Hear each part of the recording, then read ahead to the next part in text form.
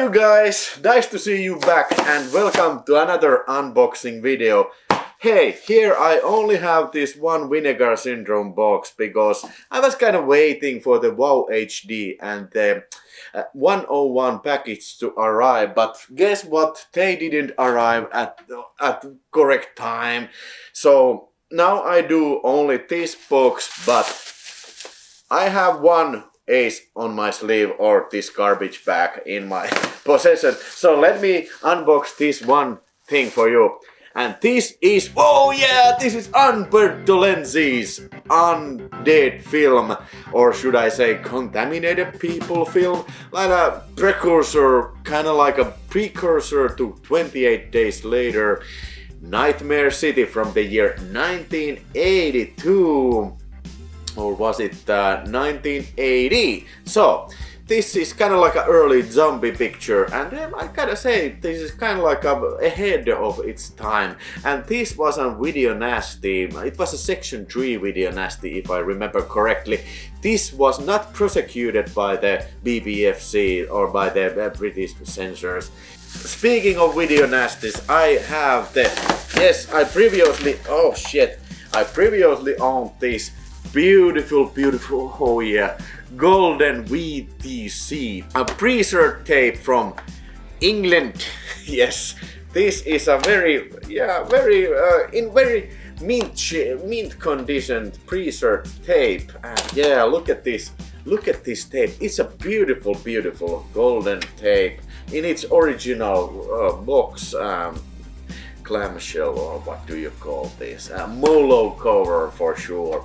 And yeah, it's a funny picture. It has been a kind of long time since I have last seen, but I was thinking that I will get this when I start to do this video nasty thing on the Finnish channel or on this channel. I don't know. I'm not entirely sure before it, but I kind of like collect these in my storage, and then I will start revisiting these video nasties. And this is an Arrow Video Blu-ray from 2015, and it includes a nice set of extras. And this was 15 euros. I bought this from this one guy who I previously also bought films. Yeah, I think 15 euros is not a bad deal. Yeah, it's Blu-ray and DVD. And yes, I know, the limited edition, the first pressing, did include some sort of booklet in the usual Arrow Video fashion, but I don't have that. This edition doesn't have the booklet, but never mind, 15 euros is not a bad price. So this is my Nightmare City collection. Also, do not forget about this. It's a Finnish DVD, and mind you, this was never released on VHS in Finland. It was only released in the 2000 and mid-2000 by Another World, the Danish distributor, but this was released through Filmifriikki in Finland, and this is uncut, and it has some extras. And oh shit, this was like a rare treat when Another World Pictures started putting out these Scandinavian releases or Nordic language releases of these previously unavailable films on DVD, video nasties and whatnot. But mind you that these Another World Pictures releases, they don't have too great of a picture quality. So I think we are living 2024 year, so I think it was a time to upgrade this to HD. And hey, hopefully this will arrive as a 4K released anytime soon. I wouldn't be surprised that Arrow Video, if they would put out 4K of this, but at least as of now, while recording this, there is no information about that type of release. But now, let's open this beautiful April subscriber box from Vinegar Syndrome. And like I previously stated, I wanted to leave this to this occasion so I can open it and I can watch it for you. So now I have watched every film from this box, and this gives me an opportunity to better comment on each picture. So let's start from from the lesser film from this box. The House Where Death Lives. Now, this is kind of like a regional American horror picture. Very small budget picture.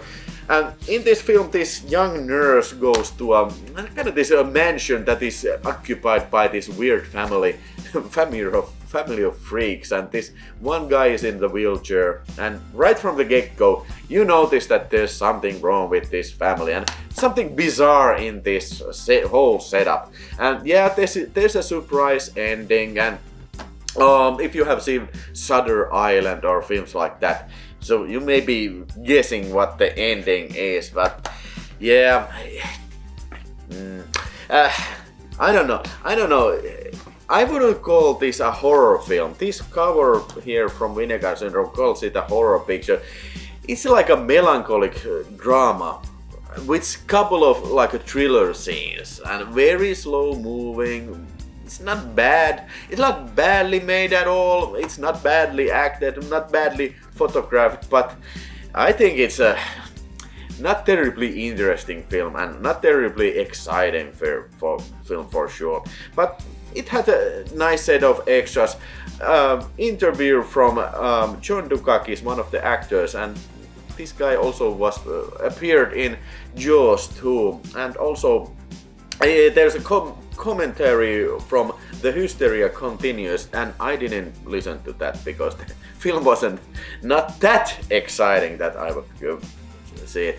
And also there was an interview from actor David Hyver, who was also playing a part in this picture. And hey, my favorite guy, Steven Trower, gives a quite a in-depth insight from this film. And Steven Trower, if you know, he was the guy who wrote this Nightmare USA, a very thick booklet about these regional horror pictures from the United States.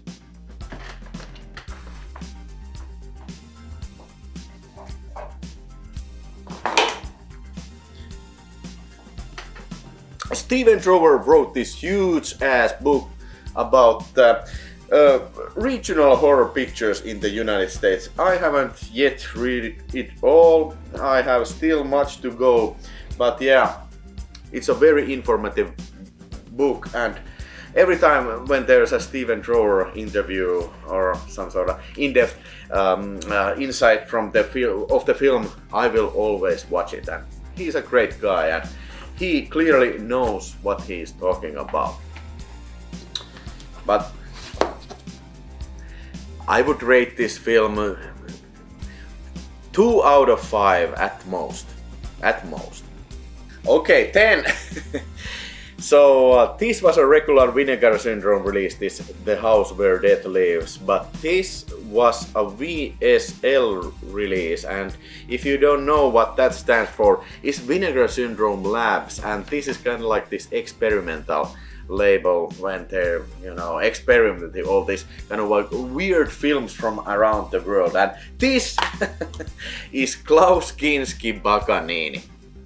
Yes, the one film directed by the infamous Klaus Kinski, who is better known as an actor with a very high temper.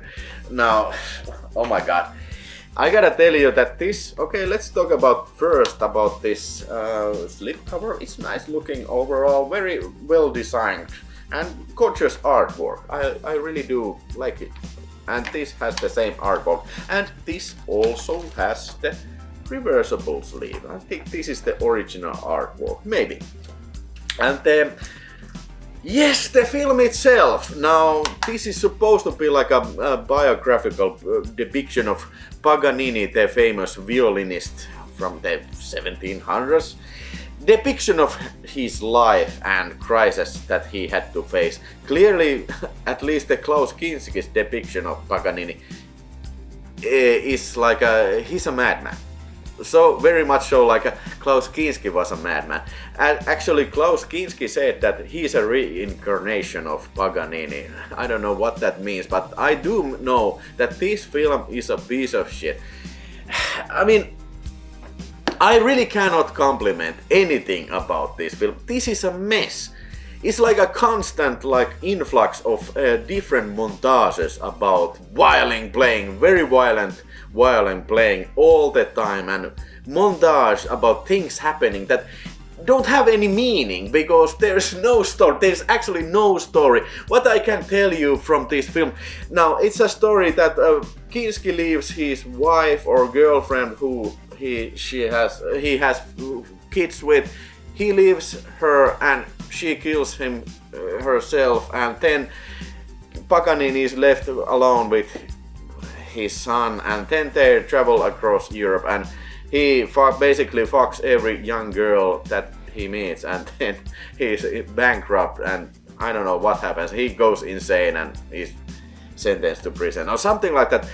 Okay, I don't know anything about Paganini. I don't know anything about his life, and this didn't help. This is not a historical lesson by no means. There's like bits and pieces and insane bits and pieces from Paganini's life, and it's not entertaining. It's particularly not very well done. I guess you can say that the music is great if you like this violent violin playing, and I kinda doubt that Paganini was like this, Barockian rock star. I don't think there was this type of culture, but yeah, like I said, what do I know? I would rate this 1 star. Not by any standard is it a good picture, no way. But what makes this very interesting are the extras. Now there's a couple of very interesting interviews about this guy who was an extra or something in the set of Paganini. Basically this interview is about him telling that how sorry he is that he threw a radio phone against Klaus Kinski when he was so fucking pissed off at him. And it's not that he's sorry that he did it. He's sorry that he was so poor thrower that he didn't hit Kinski in the fucking face. And also there's a funny extra which shows Klaus Kinski's press conference in Cannes when they were, playing Paganini for the press there, and then basically the whole press conference is Kinski going apeshit, violently raging against the producers. And there's also interesting information about the producers of the film. So clearly the extras are more interesting than the film in here. For the extras, I will recommend getting this. And hey, at least for me, always hearing about crazy stuff Klaus Kinski did in his time is always a huge pleasure, and this was no exception. Moving on to the Lady Reporter, the action release of this package. Now this was last film of Cynthia Rothrock's what she did in Hong Kong. Yeah, and this is a VS 467 release, and this is about this CIA, FBI finding out that this newspaper mogul in Hong Kong is using his printers to print false money, and they sent Cynthia Rothrock, a special agent disguised as a reporter. They sent her in Hong Kong to investigate, and it's like an action comedy. It's very unfunny, humoristic moments, and the picture duration was 88 minutes, but I can swear it felt a little bit longer than that. But I do have to say, it's always a pleasure to see Cynthia Rothrock in action, and the action scenes, they are very good in this film. It was directed by some guy called Mang Hoi that is not familiar at all to me. But it's also starring Ronnie Yu, the future director of Freddy vs. Jason and Bride of Chucky and whatnot. Ronnie Yu plays the bad guy in here.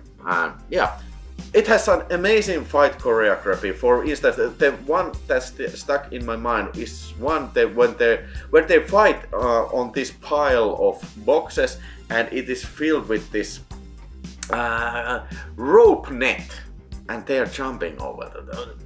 I would imagine that it would be very difficult in real life to pull these stunts off, but hey, There's an interview from Cynthia Rothrock, and she is always a very sport, explaining how hard it was for a Western lady to go in Hong Kong to shoot these type of film and these types of action. For instance, she explains what this one guy, he was a Thai boxer, didn't speak any Chinese and let alone any English, so the crew had very hard time directing him, and yet they did this amazing fight with him. I can only imagine how difficult would that be for Cynthia. But she is a sport, she never complains. Always in these interviews, she's very optimistic about this, everything like that. It was an experience. It was what made her. I would rate a Lady Reporter 3 out of 5 stars, for sure, yeah. Gotta catch all these Cynthia Rothrock films because, hey, after all, she is the first lady of Asian action, if it comes. First Western lady of Asian action, for sure. Okay, then the Italian horror picture of this box was The Witch Story. VS 465, and this, for sure, this is a 4K Ultra HD. Now, this was an Italian picture, I have never even heard about that, and this is more like a late 80s Italian horror pictures, and by that time the Italian horror cinema, it was like going away because of the budget restraints and because of the TV, and there's multiple reasons for that. But Witch Story, basically this is like a very basic story about this bunch of young kids going to this house that is haunted, and one of the kids has inherited the house, and they are of course going there to throw a party. Of course they do. And then there's ghosts, and then there's also witches, ghosts, and supernatural things start to happen. People are starting to hallucinate, and people eventually start to get killed. Now, special effects are decent in this picture. I don't have anything to complain about the special effects, and not basically the film. I don't have major complaints about this film. Now, it's not special by any stretch of imagination, but it was okay. It was all around an okay picture. I would rate this 3 out of 5 stars, and as a matter of fact, I find it very difficult to even have anything interesting to say about this film because it was so basic, but fine. I guess these pictures work the best if you gather around with some friends and have few beers and few laughs. But for the artwork, okay, this is okay, and this is the stop casing. So we have I think this is the original artwork, and this is some sort of other artwork maybe, and this I guess is the Vinegar Syndrome artwork. So it even has a slipcover inside of it, and then basic version of it, and I would guess that we have a reversible, yes, we have a reversible sleeve of this. Similar artworks that are on the slipcover. And it came with some good extras, interviews, and an interview from the director. I gotta also comment the picture quality. It is fantastic. It's grainy for sure. It was shot on film, obviously, and the picture quality is as good as you can get when handling these kind of grainy, low-budget films. The dark looks dark, and the colors look fantastic. Yeah. For the release, 3.5 stars, and for the film itself, 3 stars. Okay. Overall, an okay effort. So finally we have one more film to go, and this is my first. And by my first, I mean my first Vinegar Syndrome's cinematograph release. And this is a cinematograph release 003, and cinematograph is if I lent from their webpage the description of cinematograph, it is dedicated, sublabel dedicated to the unknown American independent cinema from the 60s and 70s and the 80s. And this is Going South, a film directed by none other than Jack Nicholson. Yeah, Jack Nicholson directed 4 pictures and this was one of them. And this is a western that he directed. And first of all, let's talk about this cinematograph. Like I said, this is my first cinematograph and it comes with this top box. Now, I don't think this cover artwork isn't that... It is mysterious for sure, but not particularly amazing. But yeah, here. But this, what is amazing is this velvety book that this film comes, like this book cover. Now in Germany, these are pretty common, these book covers, containing a booklet and booklet acting as a container for the films. Yeah, and this in fact includes pretty good essay on this film that I had not previously seen. And yeah, this is the original artwork. The original poster looks like this. And then we have 4K Ultra HD, come on, 4K Ultra HD and Blu-ray. And Blu-ray contains all the extras as well. The same story goes for Which Story, forgot to mention that. But okay, I gotta tell, I just love this velvety booklet. What comes to film itself, like I said, I haven't previously seen it. It is directed by Jack Nicholson and also Jack Nicholson is starring. Going South is not a film that I usually am drawn into, but since it was released by this cinematograph and since I'm a fan of Jack Nicholson, I gave it a shot. And I'm not at all feeling bad that I gave. I think it was a great picture. Not the best ever, but it was a good picture. Kind of this feel-good movie. Especially I like the Jack Nicholson's performance in it. And hey, it even has a cast taken from One Flew Over the Cuckoo's Nest. There's Christopher Lloyd, Danny DeVito, and even freaking John Belushi is in it. Given that John Belushi doesn't have that big of a role, but yeah, I would give it a weak 4 stars. So that was all for this unboxing session. I liked it and hopefully you did too. Hit that like button if you liked it, and if you have any questions at all on any of these, put that in this comment section below this video. Hopefully I will catch you the next time, and hopefully I have some other things to unbox for you or other things to tell you the next time. Until then, watch this the next and have a great the rest of your day. I go watch some movies. I have seen them all, but maybe I will watch Nightmare City. Maybe.